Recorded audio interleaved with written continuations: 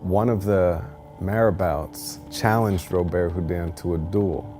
He said, if you're really a magician, let's see if you can win in a duel. And Robert Houdin just lowered his pistol and let the other guy fire the bullet at him. And Robert Houdin caught the bullet in his teeth. There's one magic trick that has ended more lives than any other. One illusion that magicians have refused to perform for over a century. One act so dangerous that even mentioning it makes professional performers uncomfortable. It's called the bullet catch. And it's killed at least 12 documented magicians throughout history. The premise sounds simple. A gun is loaded with a real bullet. The gun is fired at the magician catches the bullet, usually in their teeth, sometimes in their hand. The audience gasps. The magician survives. Show over, except when it isn't, when the gun is actually loaded, when the mechanism fails, when someone in the audience decides to bring their own ammunition. That's when the trick stops being an illusion and becomes an execution. This is the story of the most feared magic trick ever performed, the methods behind it, the deaths it caused, and why some magicians still attempt it despite knowing the body count. The bullet catch isn't new. Magicians have been performing variations of it since the 1500s. But the modern version, the one using actual firearms, became popular in the 1700s and 1800s.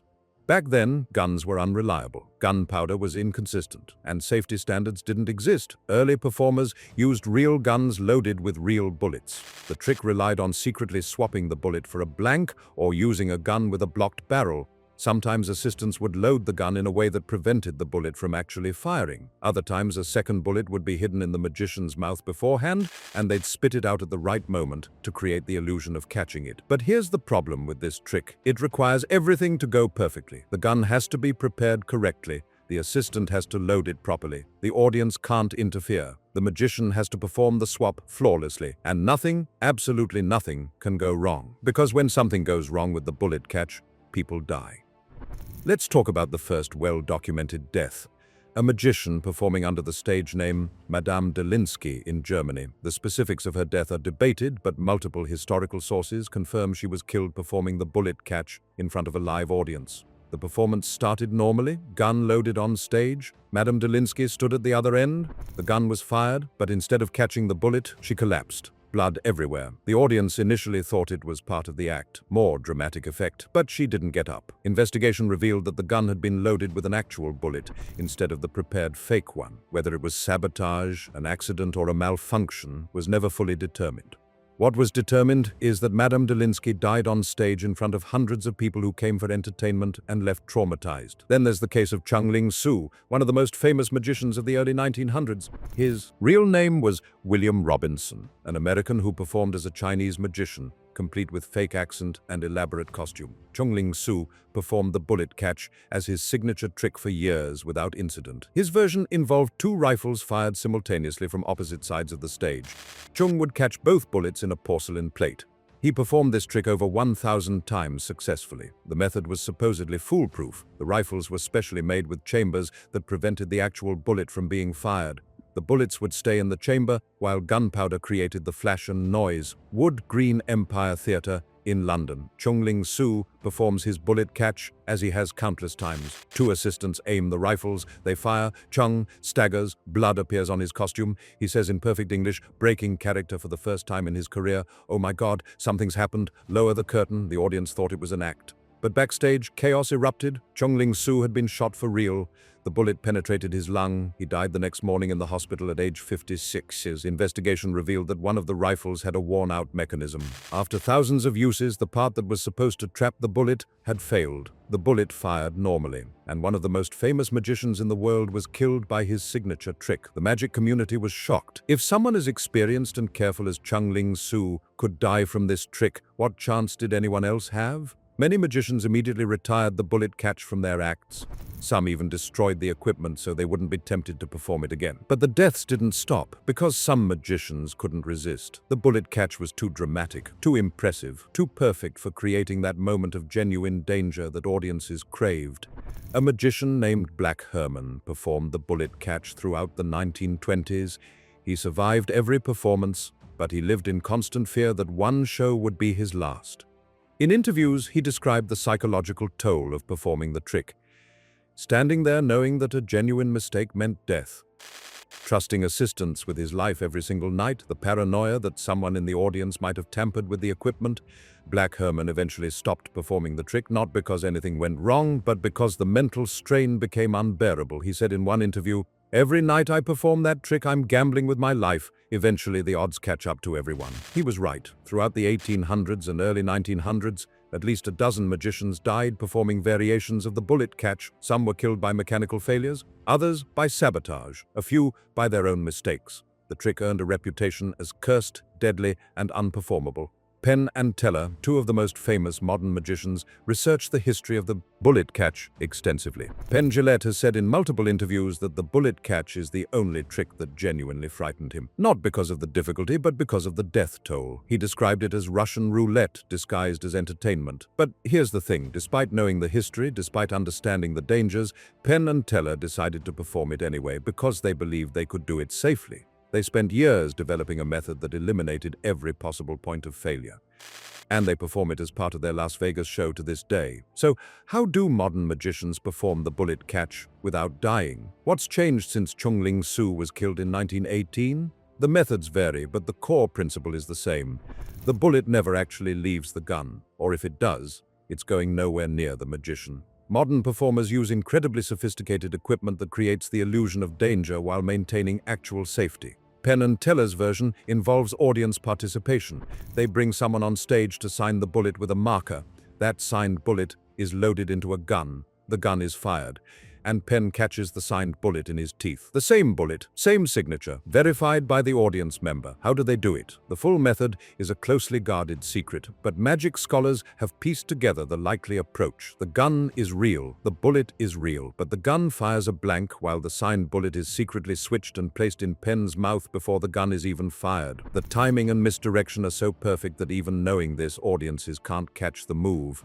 The genius of Penn and Teller's version is the layers of safety. Even if everything went wrong, the gun wouldn't actually fire a bullet toward Penn. The worst-case scenario is a loud noise and an exposed secret, not a death. They've systematically removed every element that killed previous magicians while maintaining the dramatic impact, but they're also very open about the psychological weight of performing it. Teller, who normally doesn't speak during their act, has said in interviews that performing the bullet catch requires intense focus.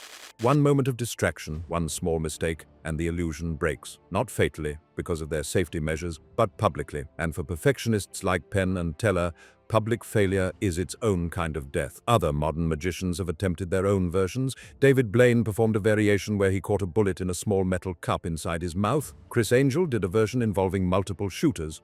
Each performer develops their own method, their own safety protocols, their own way of creating the illusion of mortal danger. But the fear remains, because the history of the bullet catch is written in blood.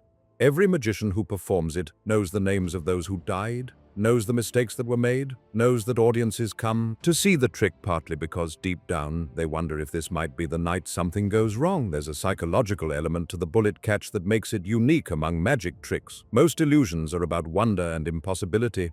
Sawing someone in half, making things vanish, levitation. These tricks create amazement because they seem to defy physics. The bullet catch is different. It creates fear, real, visceral fear, because everyone in the audience understands guns, understands death. When they watch someone stand in front of a loaded firearm, their brain processes real danger. Even knowing it's a trick doesn't fully override that primal response. That's why the bullet catch is so powerful, and that's why it's so dangerous. Because the moment the audience stops believing there's real risk, the trick loses its impact. Performers have to walk a tightrope between creating genuine tension and maintaining absolute safety. The best performances make audiences forget it's an illusion. The worst performances end in tragedy.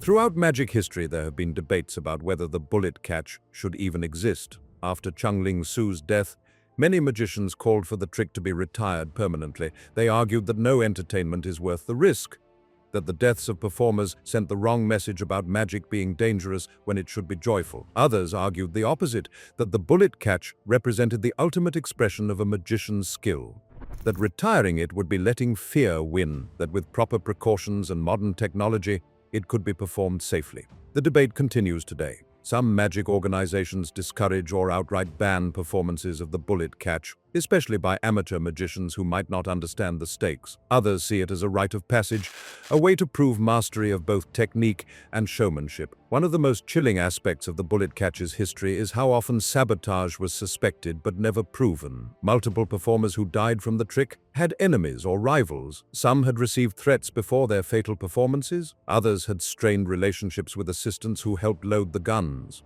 After Chongling Su's death, rumors circulated that his death wasn't an accident, that someone had deliberately damaged the rifle or loaded it incorrectly. No evidence was ever found to support this, but the rumors persisted. Because when you perform a trick that requires trusting others with your life, paranoia becomes reasonable. A magician in the 1800s named Professor Epstein was killed during a bullet catch performance after allegedly having a dispute with his assistant days earlier. The assistant loaded the gun fired, Epstein died. The assistant was questioned but never charged. Whether it was murder, negligence, or genuine accident was never determined. These stories added to the bullet catch's dark reputation. It wasn't just dangerous because of mechanical failures. It was dangerous because it required absolute trust in a moment where trust could be weaponized. Every person who touched the gun, loaded the ammunition, or participated in the setup became a potential point of failure. Modern performers address this with extreme protocols. Penn and Teller, for instance, personally inspect every element before each performance. They don't delegate safety to assistants. They verify everything themselves. Other magicians use similar approaches, treating the bullet catch less like a magic trick and more like a military operation with multiple redundancies.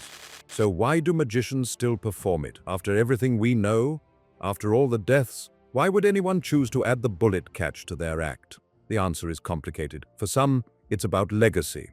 The bullet catch has such a storied history that performing it successfully places a magician in a specific lineage. It's like climbing Everest or running a 4-minute mile. Not because it's necessary, but because it's a challenge that few have conquered. For others, it's about the reaction. Magicians chase that moment when an audience forgets they're watching a trick. When genuine emotion breaks through cynicism, the bullet catch delivers that moment more reliably than almost any other illusion. The fear is real. The relief when the magician survives is real. That emotional journey is what performers live for. And for a few, it's about pushing boundaries. Magic constantly evolves, new tricks are invented, old tricks are refined. The bullet catch represents something rare, a trick that has barely changed in centuries because it's already at the edge of what's possible. Performing it means engaging with magic at its most fundamental and dangerous level. But every magician who performs the bullet catch does so with full knowledge of what came before. They know about Chongling Su, about Madame Delinsky, about the dozen others whose names are recorded in magic history as cautionary tales. They perform anyway, not despite the danger, but in acknowledgement of it. The bullet catch remains the most feared magic trick ever performed. Not the most difficult, not the most expensive to produce. The most feared, because it's the only major trick where the consequence of failure is death. And that failure has happened repeatedly throughout history. Modern safety measures have made it survivable. Penn and Teller have performed it thousands of times without incident. David Blaine's version has never failed. The equipment is better, the methods are refined, and the understanding of what went wrong historically has improved dramatically. But the fear remains. Every performer who stands in front of that gun knows the history, knows the names, knows that confidence and preparation don't guarantee survival, only improve the odds. And audiences know it too, which is why the trick still works. The danger feels real because historically it has been. In many ways, the bullet catch represents magic at both its best and worst. At its best, it creates an unforgettable moment of tension, drama, and relief. It showcases skill, preparation, and showmanship at the highest level. It gives audiences an experience they'll remember forever. At its worst, it killed performers who dedicated their lives to entertainment. It traumatized audiences who came for wonder and witnessed death. It created a legacy of fear that shadows magic to this day.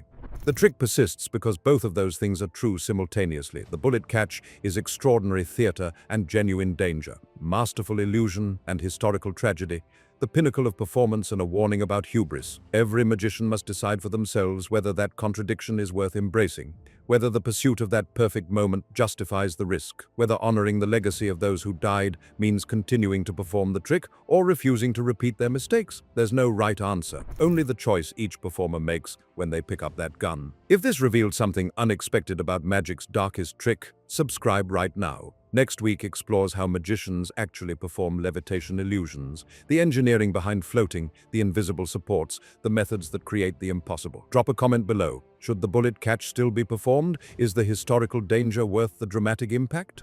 Or should modern magicians let this trick stay in the past? Share honest thoughts, hit that like button for more deep dives into magic's most controversial moments. The tricks that changed everything, the performances that went too far, the line between entertainment and genuine risk. And remember, magic is about creating wonder. But some wonders come with a price. The bullet catch has claimed lives, traumatized audiences, and created a legacy that every performer must confront. That's not just magic history. That's a reminder that some illusions are dangerous precisely because they're not entirely illusions. See you in the next one.